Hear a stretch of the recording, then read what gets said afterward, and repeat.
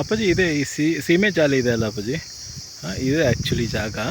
ಅಂದರೆ ಹಿಂಗಿದೆ ಈಗ ಸದ್ಯಕ್ಕೆ ಫುಲ್ ಖರಾಬಾಗಿ ಒಂಥರ ಏನು ಮಾಡೋಕ್ಕೆ ಆಗುತ್ತೋ ಇಲ್ಲ ಒಂಥರ ನೋಡೋಕೆ. ಆಮೇಲೆ ಹಿಂಗೊಂದು ಇದು ಇದೆ, ಏನಿದೆ ಟ್ಯಾಂಕ್ ಬಂಡ ಏನಂತೀರ ಇದನ್ನು, ಮೋಸ್ಟ್ಲಿ ನೀರು ಹೋಗೋಕ್ಕೆ ಕಾಲುವೆ ಮಾಡಿದ್ದಾರೆ.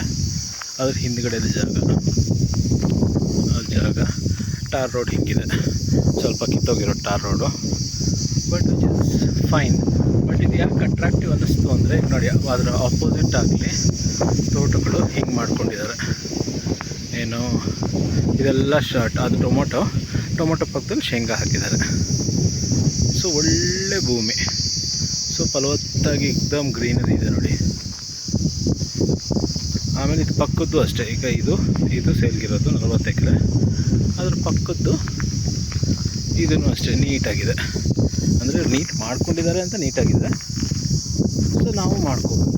So this is how road ಇದೆ. ಇದಕ್ಕೆ ಸಾಕಲ್ವ ನಮಗೆ ಬಂದು ಹೋಗೋಕ್ಕೆ. ಸ್ವಲ್ಪ ಖರಾಬಿದೆ ಬಟ್ ಚಲಿಲ್ಲ.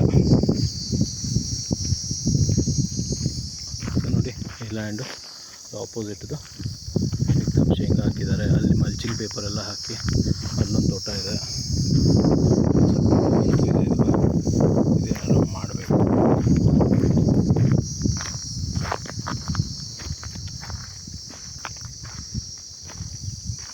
ಇದು ನೋಡಿ ಪಕ್ಕದ್ದು ಇದೇನೋ ಹಾಕಿದ್ದಾರೆ. So soil seems to be okay, but ಕಲ್ಲುಗಳಿದೆ, ಚೆನ್ನಾಗಿ ಕಲ್ಲಿದೆ. ಇದೆ ಸೀಮೆ ಜಾಲಿದೆ ಇದೆಲ್ಲ, ಈ ಸೀಮೆ ಜಾಲಿನೇ. ಇದು ಹಿಂಗೆ ಹೋಗಿ ಮತ್ತು ಈ ಜಮೀನು ಹಿಂದೆ ಕಾಣುತ್ತೆ ನೋಡಿ, ಬ್ಯಾಕ್ ಸೈಡ್ ತೋರಿಸ್ತಿದೆ ನೋಡಿ. ಆ ಸೀಮೆ ಜಾಲಿ ಎಲ್ಲೆಲ್ಲಿದೆಯೋ ಅಲ್ಲೆಲ್ಲ ಬುಜಿ ಅಲ್ಲಿ ಪಪ್ಪಾಯ ಇದೆ ನೋಡಿ, ಅಲ್ಲಿ ಪಪ್ಪಾಯ, ಅವೆಲ್ಲ ಪಪ್ಪಾಯ. ಅದು ಆ ಪಪ್ಪಾಯ ಬ್ಯಾಕ್ ಸೈಡು ಬರುತ್ತೆ. ಸೊ ಇಲ್ಲೆಲ್ಲ ಚೆನ್ನಾಗಿದೆ. ಇಲ್ಲಿ ನಾರಾಯಣಪ್ಪ ಯಾರನ್ನೋ ಹಿಡಿದು ಮಾತಾಡ್ತಾ ಇದ್ದಾರೆ, ವಿಚಾರಿಸ್ತಾ ಇದ್ದಾರೆ.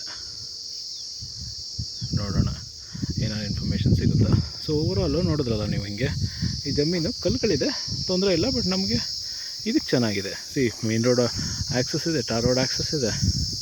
ಸೊ ಈ ಥರದ 40 ಎಕರೆ ನಾವು ತೊಗೊಂಡ್ಬಿಟ್ರೆ ಸುತ್ತಮುತ್ತ ಅಂತೂ ಡೆಫಿನೆಟ್ಲಿ ಗ್ರೀನರಿ ಇದೆ, ಚಂದ ಗ್ರೀನರಿ ಇದೆ.